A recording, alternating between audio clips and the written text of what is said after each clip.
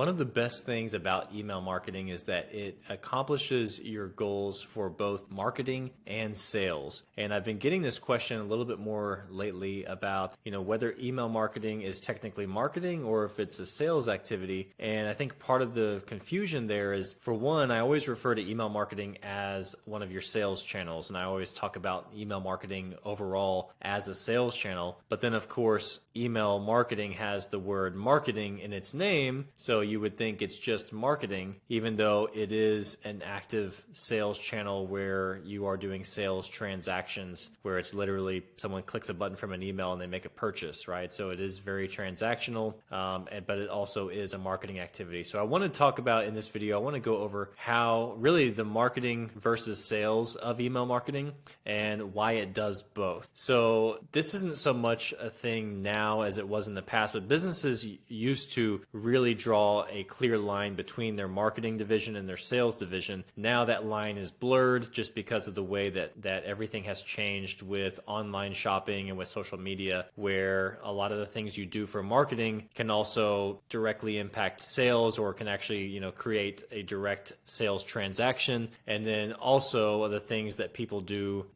for direct sales transactions can also influence your marketing. It can also accomplish some of the bigger picture marketing goals as well. So the lines are a lot more blurred. But in general, marketing is anything you do to promote your products or build awareness or to gain the attention or trust of your target customers. So these are typically things like social media, advertising, SEO, any billboards, anything you see that's out there creating awareness, trying to get attention from the market.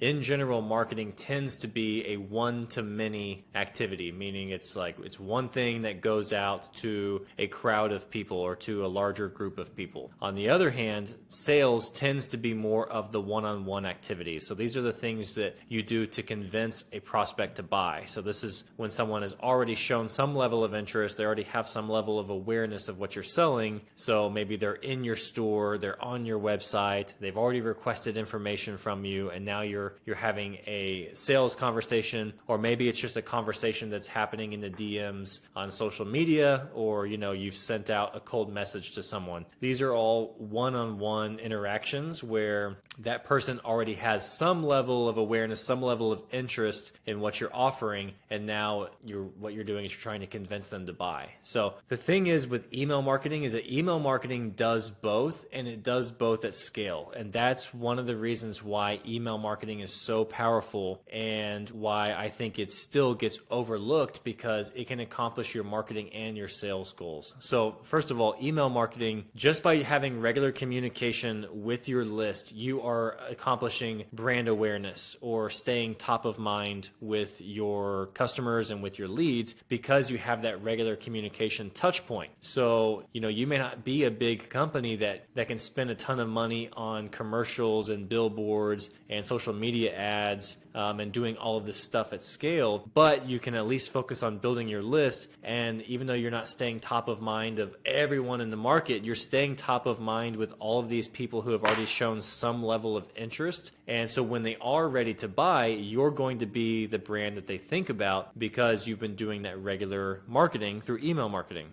But then on the other hand, when it comes to sales, email marketing, whenever you optimize your sales process, so you've got automated emails set up in your sales process to nudge people along at every step of your sales process, those emails are a lot more transactional in nature, and they tend to drive a lot of direct sales from that email, where someone clicks the CTA in that email and they make the purchase right then. So there's no further marketing or selling going on. They're at a point where they were just right there on the fence, and this email gave them the sales message that knocked them off the edge and got them to actually make the purchase. So in this case, email is serving the purpose of sales. And that's why I always refer to email marketing as a sales channel, because what's great about email marketing is that you can create sales from one specific email. You can track this. So when you have automated follow-up throughout your sales process, and you can not only track the performance of those emails, but you can do do ongoing testing of those emails to continue to improve those emails, and those will directly increase the revenue that you get from your sales process. Then another thing that you can do with email marketing that really accomplishes both marketing and sales is just the level of personalization that you can put into your emails. So this allows you to do the one-to-many type of marketing that you do with a lot of your other marketing stuff, where you can send these emails out to your entire list, but it's also more of a one-on-one interaction because the content and the products that are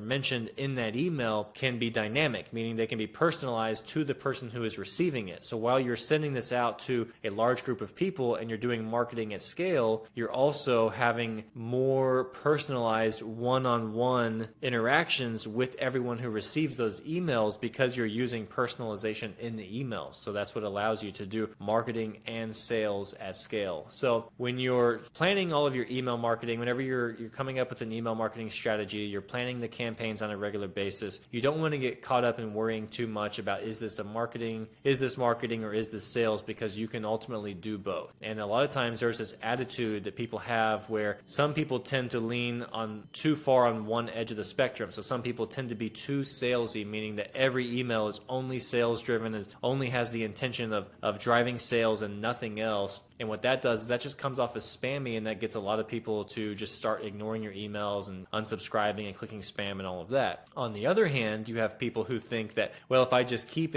emailing them and I never ask for the sale, that I'm going to build up enough value and nurture them so much that they're going to feel compelled to buy on their own. And what happens in this case is that people end up missing out on a lot of revenue they could have had because they didn't make it clear to people. A lot of times you're sending out all this value-driven content, but you didn't make it clear, you didn't make a connection between that value and the product that you sell that could potentially add even more value to that person whenever they buy that thing. So you have to make it clear and guide them to make a buying decision. And so part of providing that value is that you're making it easier for them to make a buying decision. So you're making it easier for them to decide if the answer is yes or no. That way there's no confusion, because there's the old phrase, you confuse, you lose. And the more you kind of drag people along and don't help them make that clear decision, the more inaction you get from them. So really the approach that we find to work best with email marketing is to do both at the same time, is to always be marketing and selling, meaning that every email is interesting enough on its own that someone would be,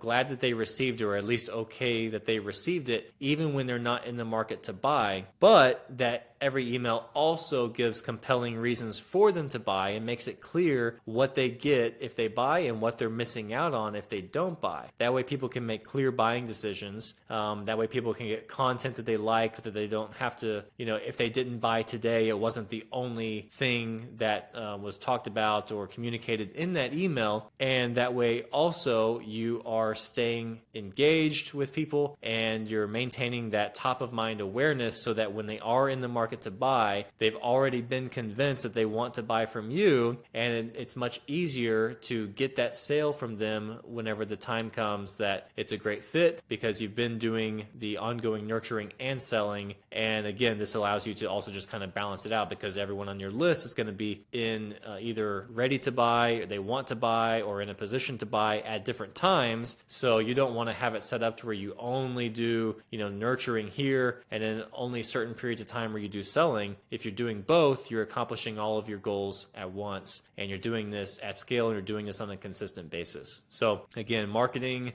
email marketing is both marketing and sales. It allows you to do marketing at scale, but it also allows you, it's also a very profitable and cost-effective and reliable sales channel. And what's great about email marketing versus a lot of other things you can do online is that it's very easy to get the transactional sale just from one email, meaning that you can, it's just very easy to send out one email, someone makes one click, and then they add the product to cart and complete their purchase, and they're done without having to draw out this long sales cycle. So that's it for this video, and I'll see you in the next video.